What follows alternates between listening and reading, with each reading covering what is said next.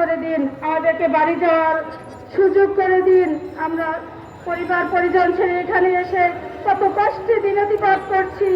সেই শিক্ষকরা কত কষ্ট করে রাস্তায় পলিথিনের মধ্যে ধুলাবালুর মধ্যে শুয়ে থাকে, খেয়ে না খেয়ে দিনাতিপাত করতেছে। এটা কি আপনারা একটু দেখতেছেন না? অবশ্যই দেখতেছেন। তারপরে আপনাদের কেন কর্মবাদ হচ্ছে জানি না। দয়া করে আপনারা আমাদেরকে মুক্তি দিন, আমাদেরকে মুক্তি দিন, আমাদেরকে মুক্তি দেন। আমাদের ন্যায্য দাবি পাওনাগুলো আমাদেরকে বুঝিয়ে দিন। কেন এত কষ্ট হচ্ছে জানি না। আমাদের পার্শ্ববর্তী একটা শিক্ষক প্রতিনিধি দল ছিল, তারা বেতনভুক্ত শিক্ষক, তারপরেও তাদের আপনারা আরো সুযোগ করে দিন যে দীর্ঘ 30 বছর 35 বছর না খেয়ে আছি, না খেয়ে মরে যাচ্ছি, তাও আপনাদের দৃষ্টিকটু হচ্ছে না। কেন কেন কেন? আপনার কাছে আমার প্রশ্ন, কেন? সেই প্রশ্নের জবাব দিবেন। সারা বিশ্বের জাতির কাছে আমার প্রশ্ন, কেন আমরা এত অবহেলিত, লাঞ্ছিত, অপমানিত?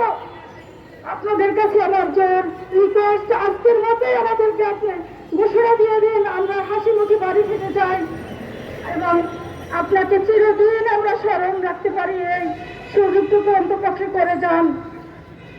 এই বলে আমি আমার সংক্ষিপ্ত বক্তব্য শেষ করছি।